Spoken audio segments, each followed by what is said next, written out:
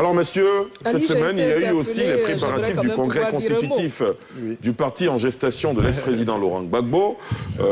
Préparatifs qui vont bon train. Mieux, le comité d'organisation est prêt pour une rencontre réussie aux dates prévues, à savoir les 16 et 17 octobre prochains. Assurance donnée vendredi par Sébastien Dano-Djedje. C'était à l'occasion d'une conférence de presse en prélude au lancement du congrès constitutif de la nouvelle formation politique annoncée par Laurent Gbagbo. Le reportage de Thiemé Dandje et Eric Kimou, et on en parle juste après. Le congrès constitutif du parti en gestation de l'ancien président Laurent Gbagbo aura bel et bien lieu aux dates prévues, à savoir du 16 au 17 octobre prochain. En conférence de presse de lancement des activités de ce rendez-vous politique majeur, le président du congrès lève tout équivoque. Nous sommes toujours prêts. Le congrès aura bel et bien lieu à l'Hôtel Ivoire les 16 et 17 octobre 2021. Nous sommes prêts. Sont attendus aux travaux devant donner jour au nouveau parti qui se veut ouvert, 1650 congressistes. Qui sont-ils? L'ex-première dame, investie marraine d'un mouvement de la société civile, sera-t-elle de la partie? Quitte du sort du parti de Blé Goudé? Sur 6 points, Dano-Djedje fait des précisions. Madame Gbagbo, jusqu'à preuve du contraire, elle est membre de l'ancien FPI. Nous créons un nouveau parti. Comme nous invitons les Ivoiriens pour venir adhérer à ce nouveau parti, elle est invitée à adhérer aussi à ce nouveau parti. Nous tous qui parlons aujourd'hui, nous sommes en train de faire nos documents, remplir nos documents pour adhérer à ce nouveau parti. Donc c'est un parti qui est ouvert, nous lançons un appel à tous les Ivoiriens. Mais je ne voulais pas qu'on particularise les problèmes. Le parti de Blé Goudé n'a pas encore donné son avis sur cet appel. Nous attendons. Ce que je sais, c'est que leur parti est invité à l'ouverture. C'est un mouvement qui est lancé. Et chaque Ivoirien ou chaque groupe d'Ivoiriens viendra à son temps et à son rythme. Outre l'hôtel Ivoire retenu pour les travaux, Cocody Blocos, où va être construit un village, va abriter les festivités populaires du futur parti. Une nouvelle formation qui va servir de cheval pour la course de la présidentielle 2025. Justin Koné-Katinan, vous êtes le président de la commission communication de ce congrès constitutif du parti du président Laurent Gbagbo. À quelques jours de ce congrès, comment les choses se passent? Très bien. C'est pas très bien. Pour nous, après le retour du président Laurent Gbagbo, qui a été pour nous un élément déclencheur et qui reste très important, pour nous un élément très majeur pour la Côte d'Ivoire, le congrès que nous préparons le 16 et 17 octobre prochain est pour le second événement qui doit prendre de l'ampleur parce qu'il s'agit de donner des perspectives, de donner de nouvelles perspectives. J'ai bien écouté les débats qui ont eu lieu tout à l'heure.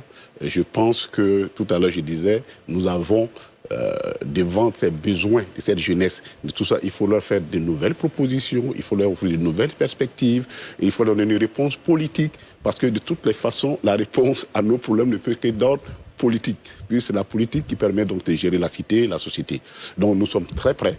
Nous voulons que ce soit une occasion de grande fête. Comme toujours, lorsqu'il s'agit du président Laurent Gbagbo, les choses elles drainent toujours du monde. Donc les 16 et 17, nous voulons vraiment du monde à l'Hôtel Ivoire. Évidemment, il y a 1600 personnes qui vont pour les travaux scientifiques et ainsi de suite. Mais les fêtes, le monde autour de la fête, pour que le caractère festif puisse être maintenu et je dirais bien suivi. Donc nous attendons du monde et nous sommes mobilisés pour qu'il y ait du monde, pour que ce soit vraiment une grande fête. Est-ce que le principal défi de ce congrès constitutif n'est pas le fait de remettre ensemble la gauche ivoirienne, la grande famille de la gauche ivoirienne? Oui, même au-delà, parce qu'il faut toujours tirer de l'expérience les leçons de notre expérience. Et le président Laurent Gbagbo qui est resté... qui s'est aux prises avec le système, c'est comme ça que nous appelons le système, qui a fait pratiquement 10 ans d'isolement, et qui a eu le temps du recul et de l'analyse, et s'est dit certainement qu'on gagnerait à organiser effectivement toute la gauche ivoirienne, mais même au-delà, en incluant une dimension panafricaine, parce qu'aujourd'hui, vu les questions transcendantales sont énormes, on se rend compte qu'aucun pays à lui seul ne peut s'en sortir. Et donc, il faut y introduire donc, une dimension, je dirais, panafricaine. Et donc, grande gauche ivoirienne, associée à la gauche africaine pour de nouvelles perspectives pour l'Afrique. Oui, Monsieur Katina, d'abord, je voulais vous souhaiter Akwaba parce que c'est la première fois que je vois depuis que vous êtes revenu. Merci beaucoup. Merci. Alors, j'ai deux questions. La première, c'est comment vous avez trouvé Abidjan quand vous êtes revenu. Oui. La deuxième, c'est que vous parlez du panafricanisme concernant ces nouveaux partis politiques, alors que votre ancien allié, Pascal Affi-N'Guessan, a donc estimé au cours d'une conférence de presse que le fait que vous soyez parti, ça leur enlève une épine du pied parce que vous avez un discours très dur, vous avez des discours clivants. Est-ce que le panafricanisme rime avec ce que Pascal Affi-N'Guessan vous reproche? Alors, je voudrais dire tout simplement quelque chose. Quand je suis avec vous, si je ne suis pas d'accord avec vous, je démissionne. Et je n'attends pas que nous soyons séparés et je vous dis, je ne suis pas d'accord, je n'étais pas d'accord avec vous. Vous comprenez? Et je ne voulais vraiment pas faire de polémique là-dessus, parce que ces genres de rapports-là, ça manque d'honnêteté. Et moi, je n'aime pas les rapports qui manquent d'honnêteté. Non, c'est sur l'idéologie. Non, j'en arrive pour répondre. J'en arrive pour répondre à votre question. Nous avons toujours été un parti de gauche. Nous avons toujours été une partie de gauche. Ce que le président Gbagbo propose aujourd'hui, c'est le rassemblement de cette gauche qui était éparpillée autour d'un mouvement central, puissant, qui puisse converger toutes les intelligences, toutes les énergies des hommes de gauche. Mais je vous ai dit, y compris la Côte d'Ivoire, mais la gauche au niveau de l'Afrique. Et je voudrais vraiment vous expliquer quelque chose. Regardons très bien. Chaque fois que l'Afrique s'est réunie pour faire face aux défis, chaque fois qu'elle s'est réunie pour faire face aux défis, elle gagne. L'exemple, c'est le RDA. Pour gagner le défi des indépendances, il a fallu que l'Afrique cristallise toutes ses énergies autour d'un certain nombre de valeurs, qui étaient la liberté des peuples, et l'Afrique a gagné. Et c'est quand nous avons perdu, nous avons gagné, et que nous avons commencé à aller en rang dispersé, que nous nous sommes affaiblis. Donc nous avons déjà une expérience, et je pense que c'est cette expérience-là que nous voulons proposer quand nous parlons donc du panafricanisme. Vous n'avez pas répondu à ma question, comment vous avez trouvé Abidjan quand vous êtes revenu? Alors, deux choses. Je l'ai déjà dit quelque part, Abidjan est ultra saturé. Ça, c'est ma première remarque, qui n'est pas péjorative, hein. Ben, c'est un constat, c'est que pour venir de chez moi à ici, on a dû, j'avais même peur, même en plein de ne pas être à l'heure. Ça, c'est le premier constat. Deuxième constat, il y a eu des infrastructures qui ont été suffisamment élaborées, qui ont été mises en place, suivant un schéma directeur qui existait il y a longtemps, hein, pour beaucoup, et pour beaucoup qui existait longtemps, et même certains financements qui existaient déjà. Donc, il y a effectivement des infrastructures qui ont été faites. Mais malgré ça, nous nous rendons compte que la situation, en termes de circulation, n'est pas aisée. Peut-être qu'il faut songer à d'autres situations, d'autres solutions. Justin Koné-Katinan, la gauche ivoirienne, portée évidemment par Laurent Gbagbo dans les années 2000, a initié d'intégrer dans la Constitution la limite d'âge à 75 ans. Elle a été sautée en 2016. Aujourd'hui, le débat refait surface. Est-ce que, à ce congrès constitutif, vous aborderez la question? Non, parce que... Est-ce que vous êtes favorable à quoi? Au retour à la limite d'âge dans la Constitution? Écoutez, il y a deux choses pour lesquelles vraiment ma position est claire. L'une des faiblesses de nos États, c'est le jeu avec les constitutions. Pour les intérêts, je dirais, très personnels, ou en tout cas pour des intérêts bien orientés. J'ai demandé à quelqu'un qu'on m'explique qu'est-ce qui a changé entre 2016 et 2021. Qu'est-ce que l'âge a commis de criminels, en tout cas du moins pour qu'il devienne un élément central entre 2016 et 2021, pour qu'il devienne aujourd'hui l'élément central, comme si c'était la solution devait passer par là. J'ai toujours dit, il faut faire attention aux miroirs aux alouettes. Les miroirs aux alouettes, c'est-à-dire on vous donne l'heure et on vous détourne votre attention vers ce leurre-là. Non, la question de la Côte d'Ivoire est profonde. Ce n'est pas un problème d'âge et je suis capable d'expliquer que ce n'est pas un problème d'âge. Si vous me le permettez, je peux vous dire... Allez rapidement, allez-y. Voilà, on ne m'a jamais expliqué que lorsque le président Houphouët décède et que l'actuel chef de l'État et le président Bédié se battent pour la succession, il n'avait pas 75 ans. Bien. Lorsque Guéhi fait le coup d'État en 1999, il n'avait pas 75 ans. Bien. Lorsque Soro Guillaume fait sa rébellion, il n'avait pas 75 ans. Bon, dites-moi, qu'est-ce qui explique aujourd'hui, subitement, on nous dit que l'âge est la raison principale de nos problèmes en Côte d'Ivoire et qu'il faille changer la Constitution pour ça. Alors que, effectivement, on avait mis cette limite et qu'en 2016, elle a été citée. C'est pourquoi nous estimons que c'est une orientation personnelle contre le président Laurent Gbagbo. Et moi, en tant que son lieutenant et membre, on ne peut pas accepter parce qu'une constitution, ce n'est pas un Lego, ce n'est pas une pâte d'argile. Mais pourquoi singulièrement indexer le président Laurent Gbagbo, Alassane Ouattara et Henri Konan Bédié? Alors la raison est toute simple. Oui, la raison est toute simple. C'est que quand Laurent Gbagbo était à la CPI, la question d'âge ne dérangeait personne. C'est son retour qui fait qu'apparemment ça dérange. Sinon, quand il était là, c'est parce qu'il était là. On a levé l'âge en 2016. Ça n'a pas dérangé personne. Donc, on est en droit de regarder le contexte. Quand on regarde le contexte, c'est lui qui est visé. Sinon, il n'y a aucune raison, puisque ça n'avait pas dérangé quelqu'un en 2016, en tout cas. Landry Couillon. Ce que je tiens à préciser, c'est que cette initiative procède non pas d'un projet, mais d'une proposition. Alors, donc, d'un député, si vous permettez, monsieur le ministre.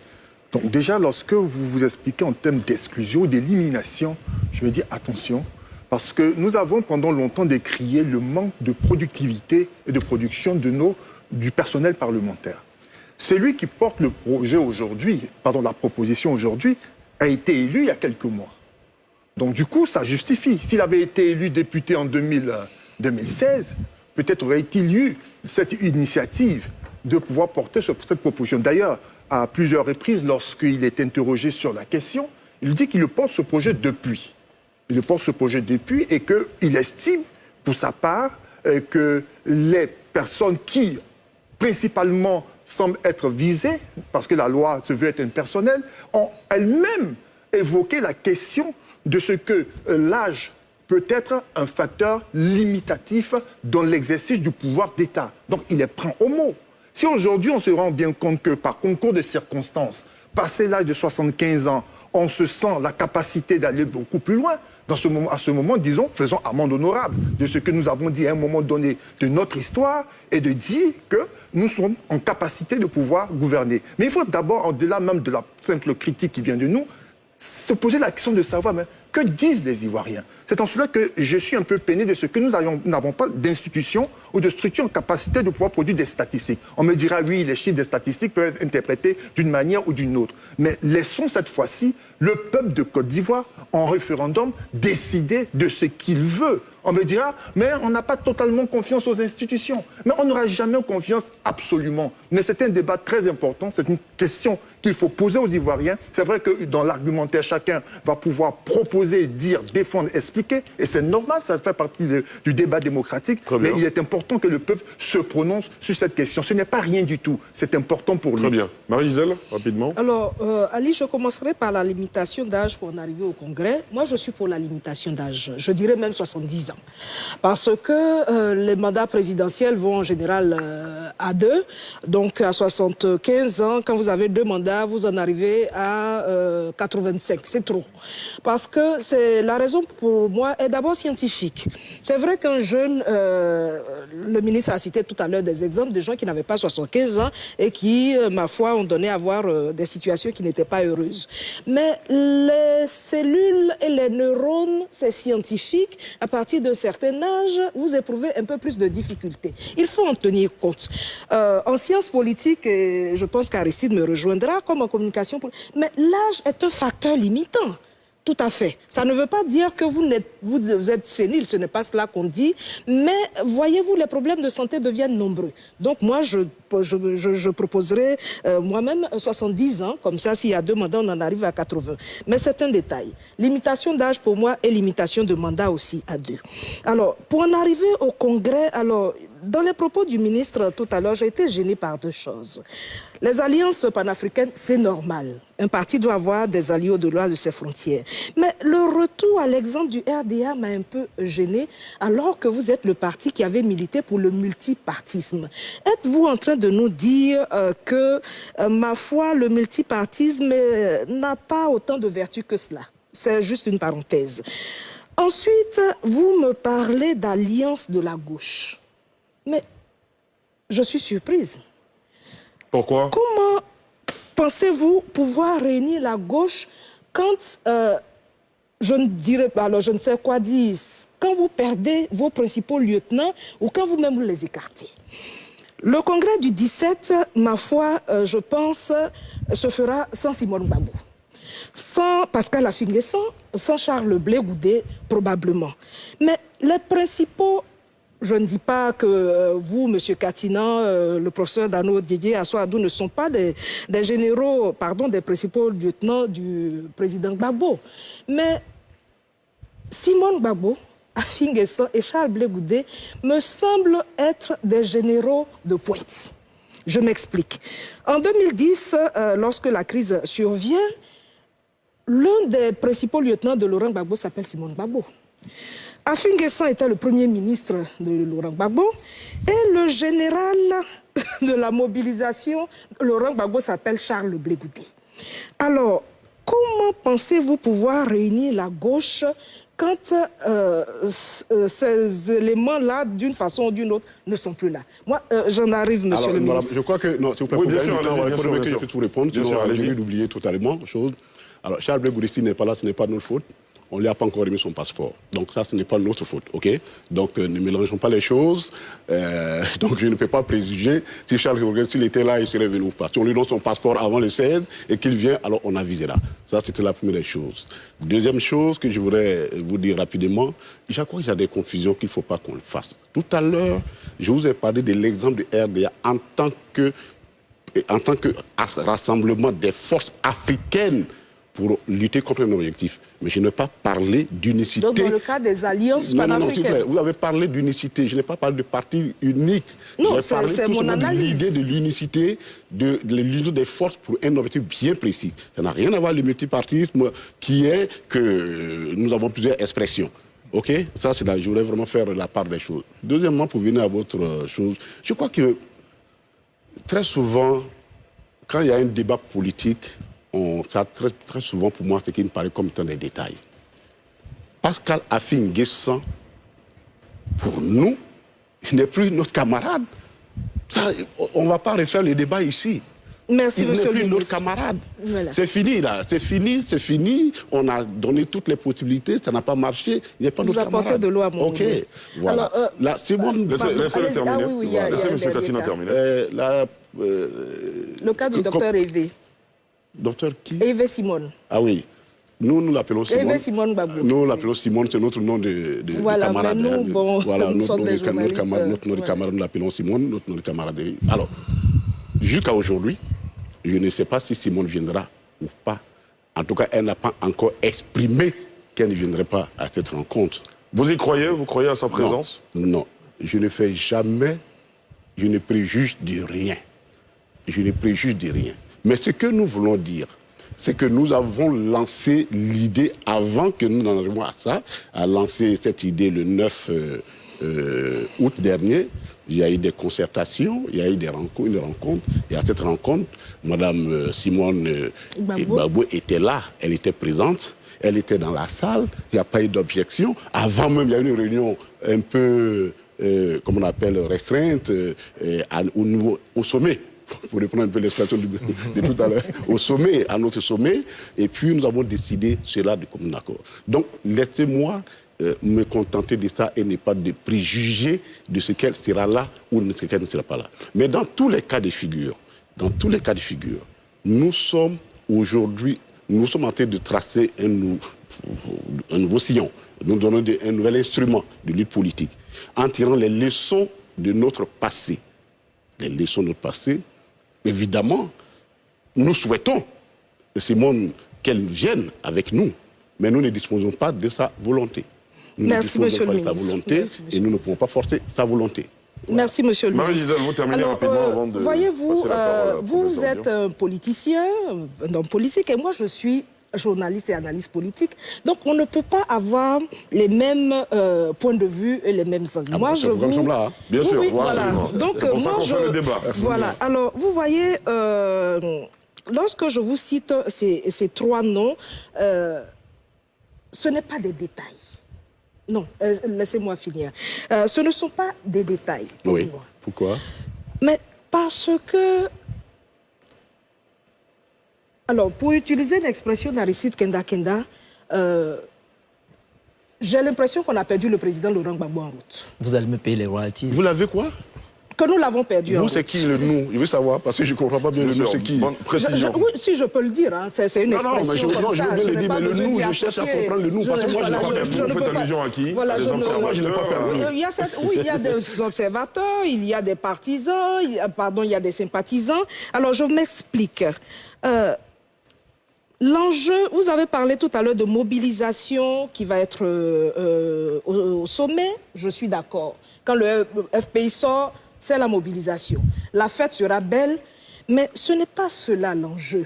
Pour moi, journaliste et analyste politique, l'enjeu pour Laurent Gbagbo lorsqu'il revient le 17 juillet à Abidjan, ce que moi et certains observateurs attendons de lui, c'est l'union de la gauche, le rassemblement autour de lui. Mais madame, c'est exactement ce que nous vous disons. Non, ce n'est pas cela. S'il vous plaît, madame. Ce n'est pas cela. Non, madame. Si, c'est moi qui ai la parole. C'est moi qui ai la parole. Laissez-moi développer. Vous comprendrez mieux ma pensée. Je suis venu porter un message au monde entier par rapport au Congrès. Parce que là, vous m'emmenez sur un sujet qui n'est pas du tout le sujet pour lequel je suis là. D'accord. S'il vous plaît, je pense qu'il faut que les choses soient claires. Ce débat, si vous le souhaitez, vous m'appellerez un jour, on va le mener. Non, je suis venu parler du Congrès. Ou c'est un débat autour du Congrès. Voilà. Vous avez parlé pendant un moment, on vous a bien compris.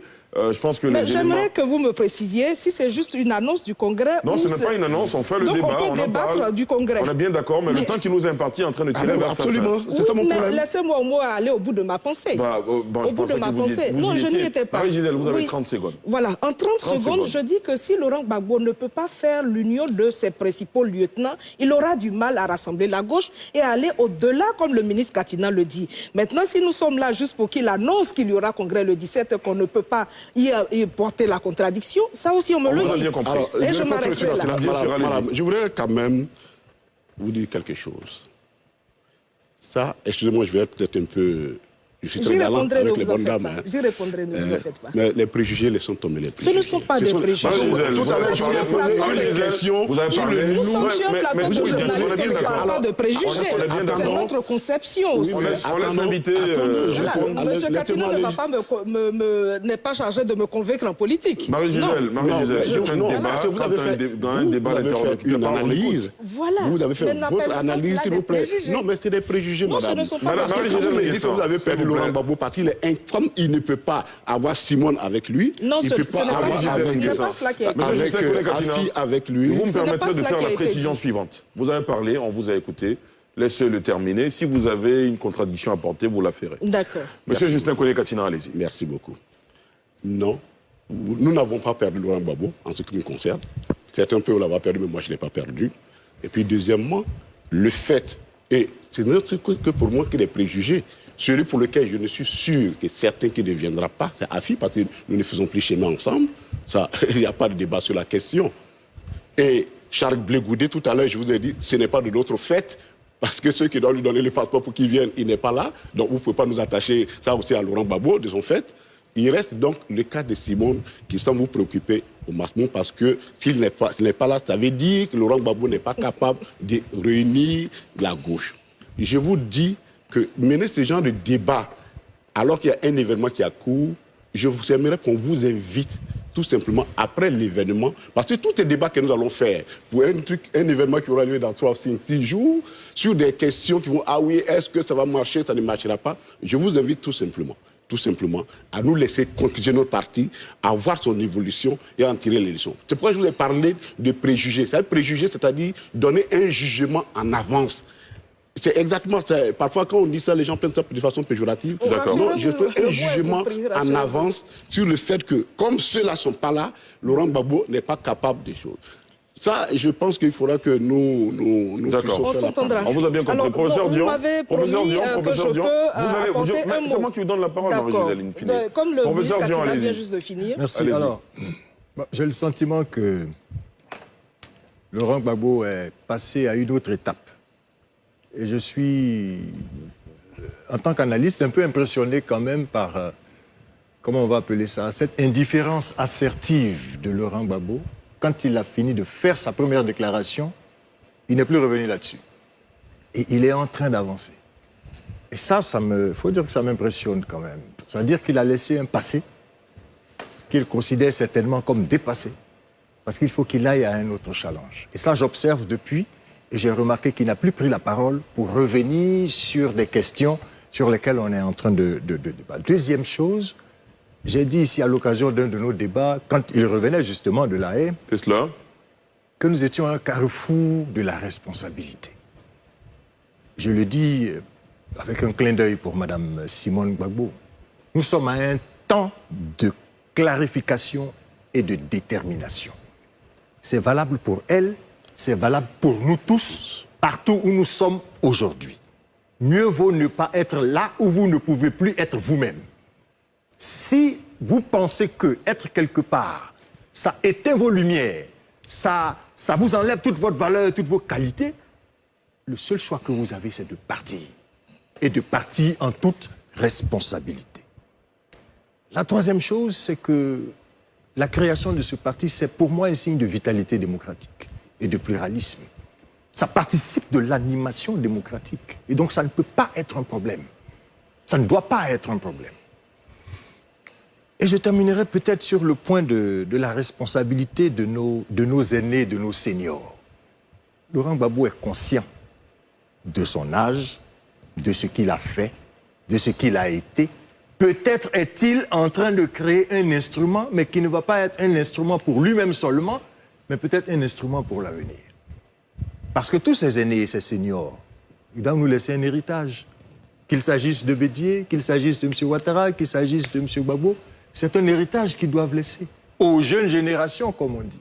C'est pour ça que tout à l'heure, quand le ministre a parlé de RDA, moi, ça m'a interpellé. Entre parenthèses, quand on créait le RHDP, c'est une petite digression, et quand certains partis disaient fusion, absorption, pour moi, je me suis dit, mais pourquoi il ne fonctionne pas sur le modèle du RDA? Quand nous étions jeunes, il y avait PDCI RDA. Et on dit PDCI, section territoriale du RDA. C'est-à-dire le RDA est le grand ensemble qui porte une vision de libération de l'Afrique, mais chaque parti est une section du RDA parce qu'il y a des valeurs qui nous portent. C'est à ça que j'avais pensé au départ. Et je suis heureux que le ministre ait réveillé ça, mais dans le cadre de la gauche, parce que c'est de ça que nous avons besoin. Et c'est pour ça que ça rejoint le débat de tout à l'heure, sommet France-Afrique. Si l'Afrique n'est pas rassemblée, même dans sa diversité, mais dans un moule qui porte les valeurs démocratiques, ça va être difficile. Et je termine avec cette pensée de Laurent Gbagbo que j'aime bien. Je sais qu'il va s'en souvenir, et peut-être le ministre aussi. C'est dans Sundiata Lion du Mandingue. Il dit « Le monde est malheureux parce que les hommes ne se souviennent pas. Or, hier n'est pas loin et demain est profond. D'une profondeur pleine d'espoir. » C'était mon mot pour M. Gbagbo ce soir. Avant de laisser la parole à M. Justin Koné-Katinan de réagir, Arthur Banga, comment vous réagissez rapidement? Il est encore là. Pour moi, on est très mal parti quand on parle d'union de la gauche, hein, c'est clair.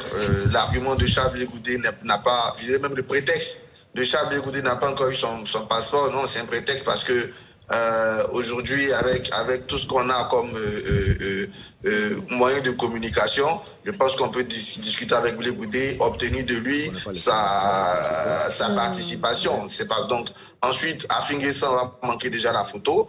On ne sait pas encore pour Simone Gbagbo. Donc qu'on ne le veuille pas, c'est clair, c'est un constat amer. Se rassembler la gauche, le parti de Laurent Gbagbo, le nouveau parti divise plus que le rassemble. Au moins. Après, ce qui est intéressant, c'est un beau challenge. Je suis tout à fait d'accord avec le professeur Dion. C'est une nouvelle page, on verra. On espère seulement que les questions de gauche seront vraiment abordées. Et j'ai un problème quand même quand on parle de souverainiste et d'africanité, c'est un gros problème. Est-ce que c'est un parti qui sera souverainiste ou ça serait un vrai parti de gauche, donc ouvert sur l'intégration? Ils vont avancer sur des sujets comme le vote des étrangers. Est-ce que les étrangers pourront voter aux élections locales? Est-ce qu'ils vont aller très loin pour que la CEDEAO ait une monnaie? Est-ce qu'ils vont supprimer les visas avec les Africains? Est-ce qu'ils vont augmenter les retraites? Est-ce que voilà, ces questions de retraite, ces questions de syndicats, quels seront les engagements sur le climat? Voilà des questions qui nous intéressent au-delà de ces choses. Donc, si on peut avoir déjà une idée des orientations de gauche, notamment sur la place des étrangers, sur l'immigration, sur la relation de la CEDEAO, puisqu'ils veulent être souverainistes et de gauche, ça me perturbe un peu, au-delà du fait que l'unité du début, c'est un vrai flop. D'accord. Justin Koné-Katina, allez-y. Le problème, la confusion des termes. Je n'ai pas d'une sorte nationaliste. Parce que c'est le nationalisme qui exclut, la préférence nationale qui exclut. Mais la souveraineté, moi je parle de souveraineté, et je vous dis qu'on l'étend à un niveau africain. Parce que tout à l'heure, quand nous regardons ce qui se passe au Mali, vous pensez que moi, en tant qu'intellectuel africain, politique africain, je ne suis pas touché? Quand je vois ce qui se passe au Burkina, je ne suis pas touché? Quand je vois tous ces enjeux, toutes ces modifications géostratégiques qui ont pour cible l'Afrique, je suis interpellé. Donc forcément, la réflexion que je mène aujourd'hui, quand je la mène ici en Côte d'Ivoire, je veux qu'elle ait un écho au Sénégal, je veux qu'elle ait un écho en Centrafrique, je veux qu'elle ait un écho en Guinée, je veux qu'elle ait un écho partout. Parce que les problèmes qui nous assaillent, les problèmes sont transversaux. Et ce n'est pas parce que ce cloisonnement... J'ai l'habitude de dire quelque chose. L'un des gros problèmes que nous avons, l'Afrique a souffert depuis pratiquement 30 ans, c'est que nous n'avons pas été capables de concevoir une économie complémentaire. Mais nous avons fait des économies de compétition. C'est-à-dire que nous sommes entrés en compétition. Et au bout du compte, 30 ans après, mais nous avons tous perdu. Nous avons tous perdu. C'est-à-dire sur le plan fiscal, les questions budgétaires, les questions monétaires, nous avons tous perdu parce que nous sommes rentrés dans une logique de compétition au lieu de rentrer dans une logique de complémentarité. Mais quand vous regardez un peu l'exemple de l'Union européenne, comment elle a été construite, mais quand l'Allemagne est capable de faire sortir un chèque de plusieurs milliards pour donner à la Grèce, ainsi de suite, mais c'est parce qu'elle sait que son plus grand partenaire, que celui qui l'intéresse le plus dans ses échanges commerciaux, c'est bien son voisin. Donc, c'est tout ça. C'est tout un projet de société qui doit se construire, tout un programme qui doit se construire autour d'un certain nombre de valeurs. Je n'ai dit que ces valeurs, c'est-à-dire, comme on appelle le socialisme, enfin la gauche, avec ses limites, en nous inspirant de nos cultures africaines, parce que c'est ça aussi qui est fondamental aussi. Et puis, le panafricanisme, pour faire face ensemble dans une espèce de souveraineté africaine. Parce que ces questions-là, quand on aborde ces questions, les gens, ils ont tendance à nous coller des étiquettes, les vieux clichés de xénophobie. Non, nous disons qu'ici, la question de souveraineté, nous ne la voyons pas seulement au niveau ivoirien, nous le voyons au niveau africain, parce que le challenge est unique pour nous tous et nous devons pouvoir nous regrouper ensemble pour pouvoir affronter. Même dans nos diversités, mais au moins connaître qui est notre adversaire et comment nous devons l'aborder. Monsieur Koné-Katina, si on vous demandait de résumer les enjeux du Congrès en quelques mots, oui, ce seraient lesquels? Renouveau, une nouvelle offre politique à la Côte d'Ivoire et à l'Afrique, autour d'un leader qui a suffisamment montré sa capacité à résister et à affronter. Et puis, tout à l'heure, j'ai bien aimé l'expression, la clarté des positions. Parce que le flou aussi dans les positions ne nous arrange pas. La clarté des positions. Tout à l'heure, je vous ai dit que nous aimerions que des personnes soient avec nous, mais nous ne disposons pas du tout de leur volonté. Voilà un peu en quoi je peux résumer. Et comme j'ai insisté que ces 2 jours, il y a les travaux, mais nous voulons la mobilisation autour, et après, peut-être 1 an après, vous m'inviterez, je serai bien ravi. Non, un an, c'est trop. Dans quelques mois. On va toujours dans quelques mois. Tu m'avais accordé une minute. Vous n'avez pas une minute, vous avez 30 secondes. 30 secondes. Alors, j'aimerais dire au docteur Katina que nous, notre rôle journaliste, c'est de spéculer et de faire des pronostics. Nous n'avons pas à attendre que vous finissiez votre congrès avant de spéculer et de pronostiquer. Ah, nous, on est les politiques. Voilà, c'est notre métier. Alors, le docteur Dion a parlé tout à l'heure de passé par rapport au dépassé. Il est souvent difficile de construire une nouvelle réalité sans le passé. Alors, le disant, le docteur Kone Katina pense que je parle de la photo du couple Gbagbo. Ce n'est pas de cela qu'il est question. Moi, je n'ai pas parlé de ça non plus. Voilà, vous avez pensé que j'insistais sur la présence de Simone. Non, mais nous avons observé des faits et nous les analysons. Voilà la question si... Marie-Gisèle, je suis obligé de vous interrompre. Et ça me fait 30 Monsieur secondes. Justin Kone Katina, dans cette émission, en fin d'émission, on attribue les cartons de la semaine. Une rubrique qui permet d'attribuer un carton s'il est rouge à une personnalité, une personne ou une institution qui s'est illustrée de mauvaise manière, quand il est vert pour encourager et quand il est jaune pour dire attention. Alors le premier carton ce soir, il est vert pour moi, je l'attribue à Aristide Nkenda qui a reçu un prix à Kigali. Aristide, rapidement, ce prix. Oui, c'est le prix Panev Kigali 2021 de meilleur éditorialiste africain. J'avais été désigné lors de la présentation du magazine 8 Africa, les As du continent. Nous sommes allés du 24 au 27 à Kigali. Il y a 500 nominés, 80 lauréats, 15 pays participants. Il y a de nombreux Africains qui sont lauréats de ce prix. Et c'est un immense honneur que je dédie à la Côte d'Ivoire. Je suis très heureux. Je suis originaire du Cameroun, mais sur mon prix, c'est écrit Côte d'Ivoire. Ce pays m'a recueilli il y a 27 ans dans la rue, m'a lavé, m'a donné le prestige international. Ce prix, je le dédie aux Ivoiriens, à la Côte d'Ivoire. Pour moi, il n'y a pas... J'ai mes opinions politiques, hein, mais je regarde chaque Ivoirien de la même manière. Il n'y a pas pour moi un Ivoirien qui est différent de l'autre. Et je voudrais saluer le peuple de Côte d'Ivoire, dédier ce prix à mes deux garçons, Yannick et Wilfried, que je ne vois pas beaucoup, et dire merci à NCI, dire merci à la RTI, dire merci à Midi 1. Ce sont des télés où je passe pour parler, et c'est de là qu'on m'a découvert. Je voudrais saluer tous les techniciens qui nous ont toujours accompagnés et saluer tous nos copanélistes. Merci à Ali, directeur de l'information, de m'avoir donné la chance de passer sur NCI. Merci Aristide et encore félicitations. Merci, on peut l'appeler. Madame, monsieur, oui, bien sûr. Félicitations à Aristide Nkenda. Félicitations. Et je voudrais seulement dire à Ali qu'il faut que tous les acteurs politiques me permettent de venir leur présenter le prix parce que pour moi, c'est un prix de la Côte d'Ivoire. Absolument. Alors, monsieur, madame, quel carton vous attribuez au sommet Afrique-France? Professeur Dion. C'est jaune, hein, c'est ça? Oui, jaune pour dire attention. Oui, attention. Emmanuel Macron. Parce que je l'ai écouté. L'initiative est bonne. Axe problématique qui ne change pas. Les mots-clés prioritaires sont restés. C'est juste les dénominations qui changent. Il y a un toilettage lexical. C'est cela. Mais la vision du monde, apparemment, n'a pas encore changé. D'accord. Il est de quelle couleur votre carton, Marie-Gisèle, pour le sommet Afrique-France? Il est jaune aussi. Je pense que c'est le carton intermédiaire. C'est cela. Il est jaune. Il est jaune et il est pour le président Laurent Gbagbo. Depuis son retour, il me laisse sur ma faim. Alors, le carton, il est jaune parce que le congrès aura lieu le 17, mais j'attendais le Laurent Gbagbo rassembleur. Un chef avale souvent des couleuvres. J'attendais qu'il prenne sur lui pour garder autour de lui ses principaux lieutenants. D'accord. D'accord. La crise de 2010. Alors, moi, ce n'est pas au sommet que je donne le carton, mais à l'aide. Les 30 millions d'euros, nous ne voulons pas de ces 30 millions d'euros. Je donne un carton rouge à ces 30 millions d'euros. D'accord, très bien.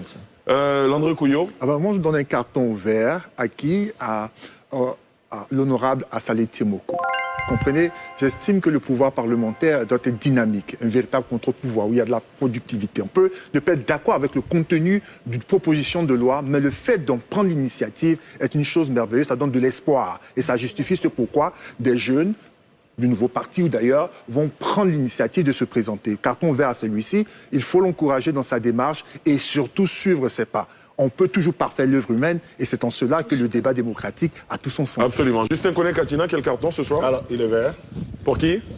Pour Laurent Gbagbo et le peuple de Côte d'Ivoire. Pour une simple raison, tout simplement. Bien sûr. Nous attendons que le peuple se mobilise au maximum pour notre événement du 16 et du 17. Il est vert parce que ce congrès est d'abord la manifestation de la victoire de Laurent Gbagbo qu'on croyait définitivement mort politiquement, et en venant créer donc ce parti, il donne la preuve qu'il a de sa résilience et de sa projection pour l'avenir. Il est vert également pour le président Laurent Gbagbo, tout simplement parce que, contrairement à ce qu'on pense, il clarifie les positions des uns des autres, et mieux vaut aller dans une eau claire que de rester dans des situations ambiguës. Voilà. Très bien. Arthur Banga, vous n'avez pas de carton en main, comment on fait? Je peux le dire. Oui, rapidement, allez-y. Non, carton vert spécialement pour Achille et les 11 pépites. C'est 11 jeunes qui ont travaillé. On a travaillé sous pression parce qu'on voyait les commentaires, souvent les insultes, mais ça ne nous a pas découragés. On est peut-être fous parce qu'on rêve de changer les choses, mais je vais dire à tous ces 11 et à Achille qu'on fait bien de rêver et qu'on doit se battre pour confondre justement tous ceux qui nous prennent pour des vendus, des collaborateurs, des gens qui vont échouer. Ça nous motive à réussir. Quand dans quelques années, il n'y aura plus de base, il n'y aura plus de CFA, on aura plus de mobilité, on aura une relation équilibrée et transparente. On pourrait être fiers de ce qu'on a fait à Montpellier. Bien sûr. Bravo aux 11 pépites. Merci beaucoup Arthur Banga. Carton vert à tous nos internautes qui nous suivent et commentent nos directs sur nos réseaux sociaux. Merci à tous nos téléspectateurs. Merci d'avoir suivi ce numéro de NCI 360. Merci à vous, chers invités, d'être venus. Justin Koné-Katina, merci d'être passé chez nous. Merci. Et on vous souhaite un bon congrès. Merci beaucoup. Merci et excellente suite de programmes sur la nouvelle chaîne ivoirienne.